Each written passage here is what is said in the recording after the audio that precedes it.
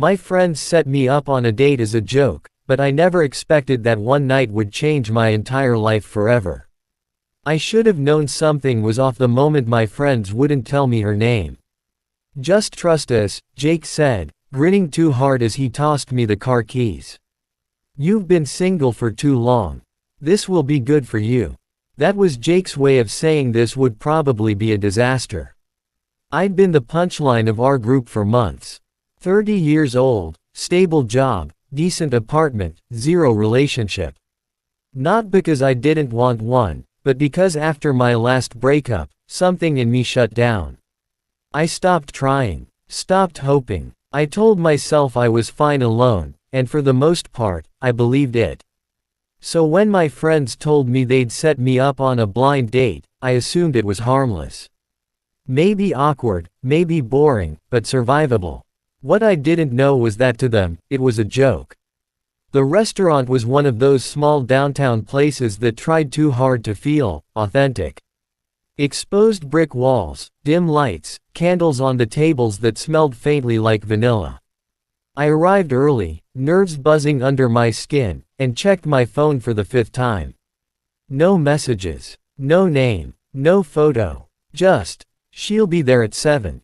At exactly 7, the door opened, and the room shifted. She stepped inside slowly, like she wasn't sure she belonged there. She wore a simple blue dress, nothing flashy, but it fit her like it was made for her. Her hair was pulled back loosely, a few strands framing her face. She scanned the room, hesitant, and for a moment our eyes met. I felt something in my chest tighten. Then I noticed the cane in her hand. She walked carefully, each step deliberate.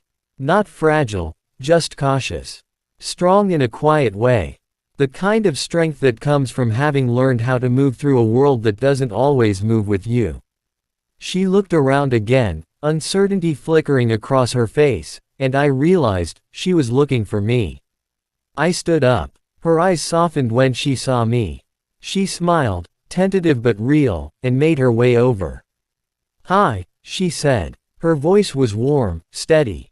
"I'm guessing you're my date." I nodded, suddenly very aware of my heartbeat. "Yeah, I'm glad you made it." That was when I saw it. The way people at nearby tables glanced over. Some curious, some uncomfortable, some pitying. The way the world often looks at someone different before it looks at them as human. She noticed too. Of course she did. She always did. We sat down, and for a few seconds neither of us spoke. Not because it was awkward, but because it felt strangely heavy, like we both sensed something important was happening and didn't want to rush it. "So," she said finally, smiling again. "Your friends are very persuasive." That made me laugh. "You have no idea." The waiter came, took our orders, and left us alone again. I expected small talk, safe questions, the usual first date routine. Instead, she surprised me. "Before we go any further," she said calmly, meeting my eyes, "I just want to say something. You don't owe me anything. Not politeness, not sympathy, not a second date. If this isn't what you expected, that's okay." I blinked. "Why would you think?" She tilted her head slightly. "Because I've been on dates like this before." That stopped me. There was no bitterness in her voice. No self-pity. Just honesty. "I'm not here because I want someone to feel bad for me," she continued. "I'm here because I want to be seen. Like anyone else." Something inside me shifted. "I see you," I said without thinking. The word surprised both of us. She studied my face for a long moment, like she was deciding whether to believe me. Then she smiled, not politely, not carefully, but genuinely. "My name's Lily," she said. I told her mine, and then we talked about stupid things at first. Work, music, the worst movies we'd ever seen. She had a dry sense of humor that caught me off guard, and when she laughed, it felt like the room got lighter. She told me about her accident, briefly, without drama. A car crash 5 years ago. A long recovery. A life that didn't end, just changed direction. I used to think everything was over, she admitted, tracing the rim of her glass with her finger. Then one day I realized, it wasn't.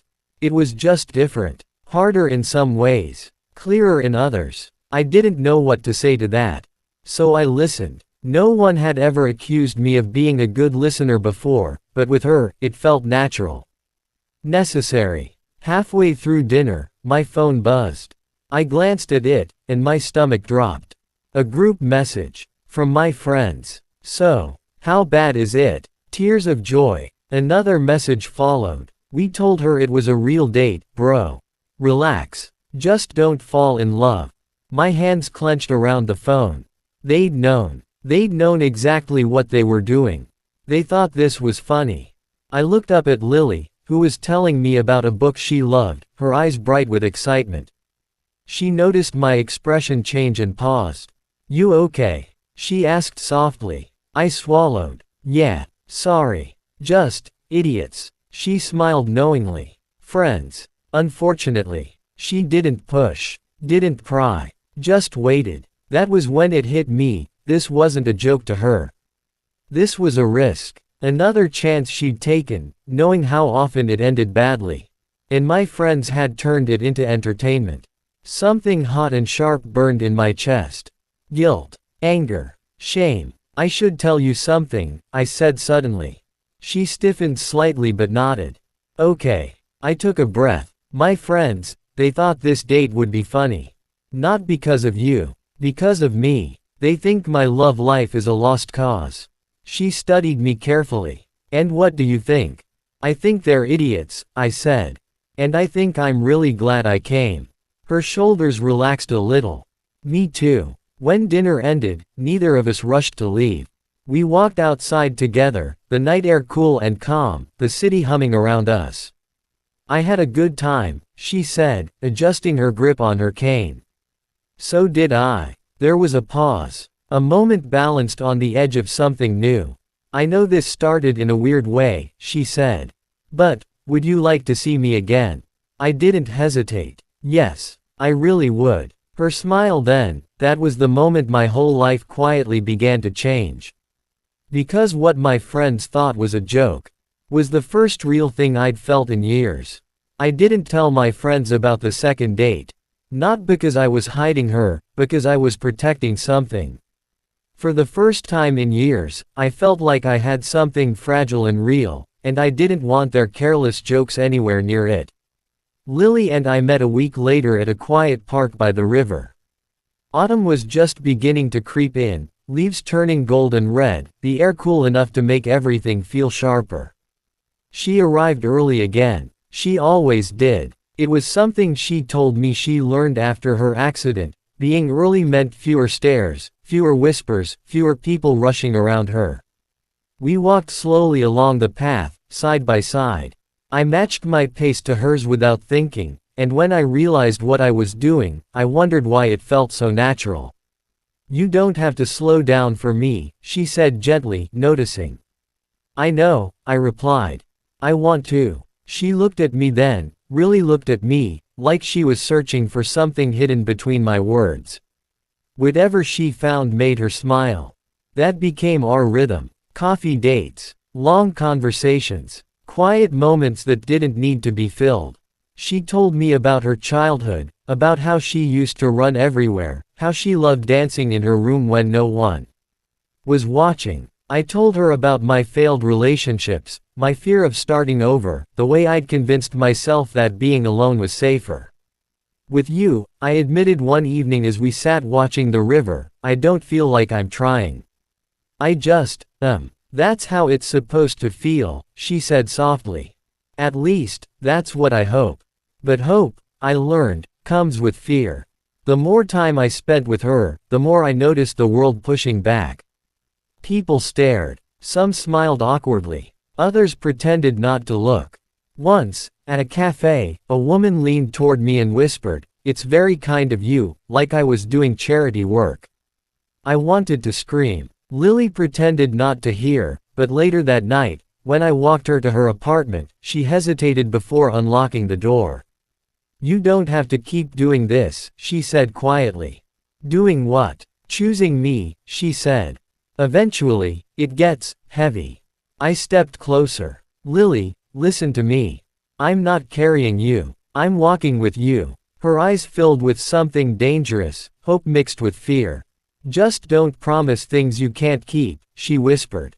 I didn't promise. I stayed. The breaking point came faster than I expected. Jake invited me out for drinks. I almost didn't go. Something in my gut told me it was a bad idea, but I went anyway, thinking I could handle it. I couldn't. She's sweet and all, Jake said after his third beer, leaning back in his chair, but bro, long term. You're really gonna sign up for that? For what? I asked coldly. You know, he said, lowering his voice. The responsibility. The looks. The limitations. I stood up so fast my chair scraped loudly against the floor. You think this is funny? I snapped. You think she's a joke? No, man. You set me up thinking it would be, I cut in. And now you're acting like I'm the idiot for caring. The table went quiet. Just don't ruin your life trying to be a hero, he muttered. That sentence followed me home. It followed me into the night. And worst of all, it followed me to Lily's door the next evening. She noticed immediately that something was wrong. Talk to me, she said. I tried. I really did. But the words came out wrong. Heavy. Clumsy. Afraid. I'm scared, I admitted. Not of you. Of failing you. Her face closed off just a little. Enough to hurt. I don't need saving, she said. I know, I said quickly. That's not what I meant. But it's what you're afraid of, she replied. That one day you'll wake up and realize this is harder than you thought. Silence stretched between us. I've lived my whole life watching people leave, she continued. Not because they didn't care, but because caring wasn't enough. That was when I understood. Loving her wasn't just about staying when things were easy. It was about staying when the world made it uncomfortable. When my friends judged. When strangers stared. When fear whispered that walking away would be simpler.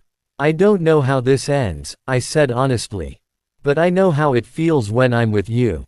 And I don't want to lose that. She looked away, blinking fast.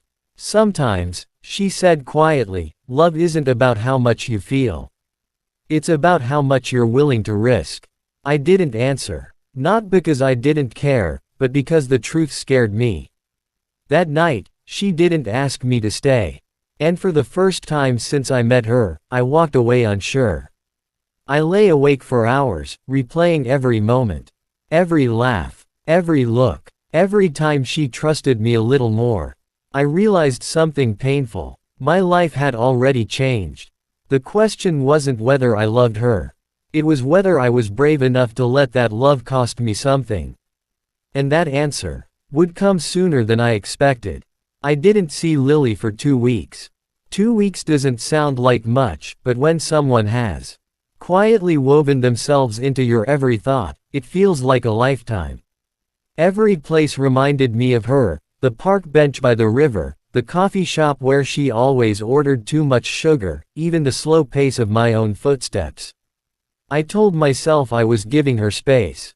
The truth was, I was afraid. Afraid that loving her would mean standing against everyone else. Afraid that one day I'd disappoint her in a way that would hurt more than walking away now.